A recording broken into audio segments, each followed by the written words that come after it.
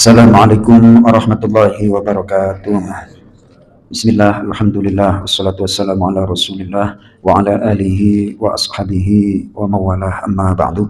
Jemaah sekalian yang dimuliakan Allah subhanahu wa ta'ala, malam ini khusus saya ingin menyampaikan ayat tentang musibah.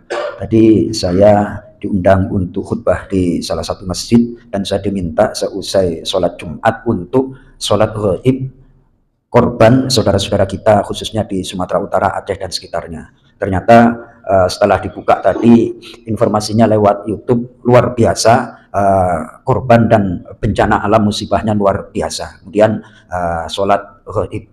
Kemudian sepulangnya saya merenung, membuka kembali ayat-ayat tentang musibah. Di antaranya adalah dalam surah At-Taghabun ayat yang ke-11. Allah Subhanahu wa taala berfirman, "Ma asaba min musibatin illa biiznillah wa man yu'min billahi yahdi qalbah wallahu bikulli syai'in alim."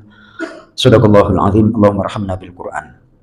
Tidaklah menimpa satu musibah illa biiznillah, kecuali dengan izin Allah. Siapa yang beriman kepada Allah, maka Allah akan berikan petunjuk ke dalam hatinya, dan Allah maha mengetahui atas segala sesuatu. Tentunya ketika kita mendapatkan musibah yang terjadi itu kalau kita renungkan menimpa manusia. Kalau tidak menimpa manusia, bencana alam.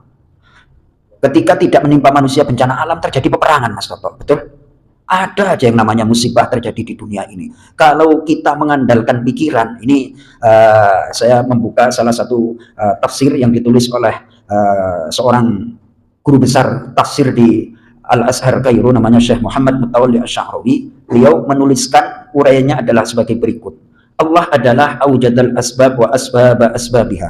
Allah adalah yang menciptakan, mengadakan sebab dan menjadikan sebab dari sebab.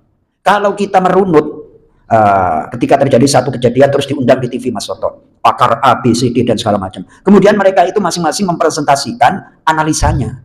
Nah, analisa itu boleh jadi benar, boleh jadi kurang pas.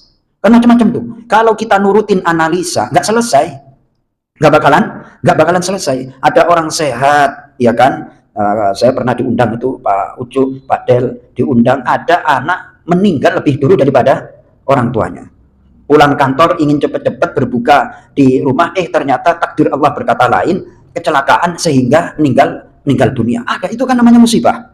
Kita tidak bisa menghindar daripada musibah. Kemudian dilanjutkan uraiannya oleh Syekh Muhammad Mutawalli Asy-Sya'rawi. Ayat-ayat tentang musibah itu diantaranya adalah dalam surah Al-Hadid, "Ma asaba min musibatin fil ardi wala fi anfusikum illa fi kitabim min qabli an nabra'aha inna dzalika 'ala Allahi yasir." Tidaklah menimpa satu musibah pada di bumi atau pada diri kalian, kecuali sudah tertulis di Lauh Mahfuz.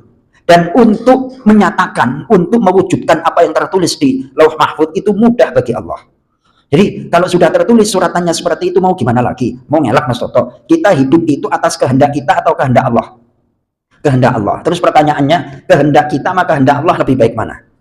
Lebih baik kehendak Allah. Seandainya boleh memilih, ini saya ulangi, saya tentunya milih lahir di daerah Menteng, terus face body saya itu body Turki lah, Mas Toto ya, blasteran antara Arab dan Eropa kan kayak itu, ganteng Pak Ade ya kan. Akan tetapi takdir berkata lain, saya dilahirkan di pojok Jawa, Pantura lagi, tahu sendiri kan Pantura. Ya Allah, ayo mau gimana Mas itu? Itu kan takdir Allah, nggak boleh.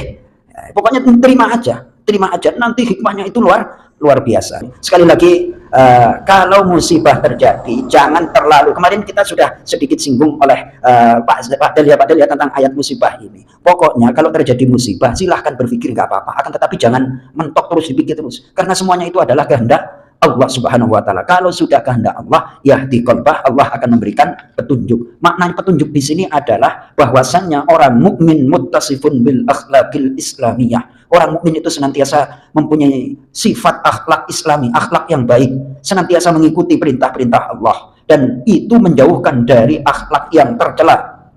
Berupa apa akhlak tercela? Minal jazai wal hala'i, yakni berkeluh kesah. Kemudian Allah menuntut kita untuk bersabar dan berpikir bahwasannya kehidupan la takhlu min awaridha muqlimatin muqaddaratin, bahwa hidup itu tidak sepi alias sering terjadi hal-hal yang tak menyenangkan. Kalau kata para ulama hikmah seperti ini, siapa yang mencari sesuatu yang tidak diciptakan berarti dia membuat capek. Apa itu yang tidak diciptakan oleh Allah? Ar-rahatu fid dunya, enak di dunia. Emang enak di dunia Mas Toto ya? Ya ada enak ada enggak, pokoknya ikuti aja skenario Allah Subhanahu wa taala. Kalau inginnya enak terus nggak bakalan nemu, nggak bakalan.